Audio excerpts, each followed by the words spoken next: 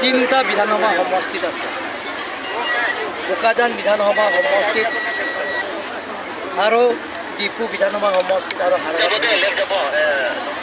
তিনিটা সমষ্টিত মই সমান্তৰাল হিচাপে প্ৰত্যেক এমচি সমষ্টিত মই নিৰ্বাচন প্ৰচাৰ কৰিবৰ কাৰণে আজি নমাটি সমষ্টিত আৰু আজিলৈ আকৌ বালিজুৰি শশীকেন্দ্ৰ কনষ্টিটুৱেঞ্চিলৈ কালিৰ পৰা মই নটা এমচি সমষ্টিত আছে। মই 3 দিনৰ ভিতৰত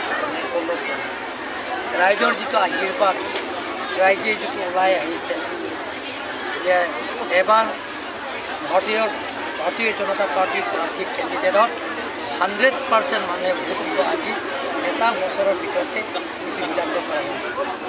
আপোনালোকে জানে কাৰ্বি আংলঙত এতিয়া স্থায়ী শান্তি হৈছে, পাৰ্লিমেণ্ট পিচ হৈছে। কাৰ্বি আংলঙত সকলো জাতি জনগোষ্ঠীৰ লগত লৈ নতুন কাৰ্বি আংলঙৰ নিৰ্মাণ কৰা সকলোৱে আমাক আশীৰ্বাদ দিছে, সহায়তা কৰিছে। নৰেন্দ্ৰ মোদী ডাঙৰীয়া আৰু ডক্টৰ হিমন্ত বিশ্ব শৰ্মা ডাঙৰীয়া দুখীয়া পৰিয়ালবিলাকৰ যিবিলাকক গ্ৰহণ কৰা আঁচনিবিলাক ৰাইজে পাইছে, সেইকাৰণে ৰাইজে ওলাই আহিছে। ৰাইজে শান্তি বিচাৰে, ৰাইজে উন্নয়ন বিচাৰে, ৰাইজে দুখীয়া পৰিয়ালবিলাকৰ যিবিলাক আঁচনিবিলাকক পোৱা পূৰণ বিচাৰে, গতিকে সকলোৱে আশীৰ্বাদ দিছে। ছাৰ, মুখ্যমন্ত্ৰী ডাঙৰীয়াই কৈ থৈ গ'ল যে হাৰত উন্নয়ন হৈছে বুলি, কিন্তু তাৰপিছত এটা MLA এটা ভাইৰেল পলিটিকেল ওলাইছে যে কোনো কাম কৰিব পৰা নাই বুলি, কি ক'ব এইটো ছাৰ? নাই কৰিব পৰা নাই, ষ্টেপ বাই ষ্টেপ কৰিব আৰু আপোনালোকে দেখা পাব। যোৱাবাৰ যিটো কৰিব পৰা নাই, কংগ্ৰেছ শাসনৰ আমোলততো ইমান কাম আপোনালোকে দেখাই নাই।